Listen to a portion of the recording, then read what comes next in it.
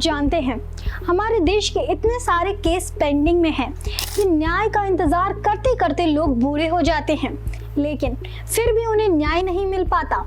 कहा जाता है कि न्याय में देरी सबसे बड़ा अन्याय होता है, लेकिन हमारे देश में न्याय की चाहत में रखने वाले को इतनी देर इंतजार करना पड़ता है कि उसके साथ अन्याय होता ही है, साथ ही उसके साथ घोर अन्याय भी हो जाता है। दामिनी फिल्म का एक डायलॉग है, तारीख पर तारीख। ये डायलॉग असल जिंदगी में भी पूरी तरह से फिट होता है। यहाँ न्याय मांगने को न्याय के नाम पर सिर्फ तारीखें दे दी जाती हैं, लेकिन न्याय नहीं। देश में आज भी हजारों लाखों की संख्या में केस पेंडिंग है, जिनकी सिर्फ तारीखों पर तारीख चल रही है।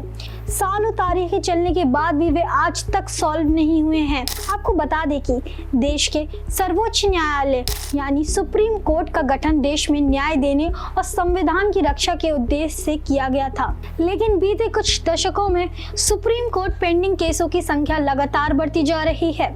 इसकी वजह से अब न्याय प्राप्ति की प्रक्रिया धीमी होती जा रही है। 2023 के अंत तक भारत के सुप्रीम कोर्ट में लगभग 70,000 से अधिक केस पेंडिंग में थे, लेकिन 2024 जनवरी आते आते ये संख्या बढ़कर 80,000 से ज्यादा हो गई। सुप्रीम कोर्ट ऑब्जर्वर की रिपोर्ट के अनुसार जनवरी 2024 में सुप्रीम कोर्ट में 80,000 से ज्यादा मामले पेंडिंग में थे।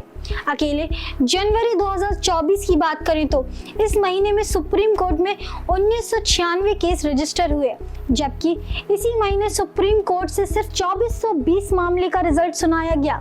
हालांकि इसके बाद भी जब आप सालाना आंकड़े देखते हैं तो ये काफी चिंताजनक लगता है। दरअसल इस तरह के पेंडिंग मामले न्याय प्रणाली को कार्य क्षमता पर सवाल खड़े करते हैं। आपको बता दें कि इन पेंडिंग केसों में ज्यादातर सिविल और आपराधिक के मुकदमे हैं, जो वर्षों से ऐसे ही पड़े हैं। इसके अलावा संवैधानिक मुद्दे, PIL और विविध अपीलों में भी पेंडिंग लिस्ट में शामिल है।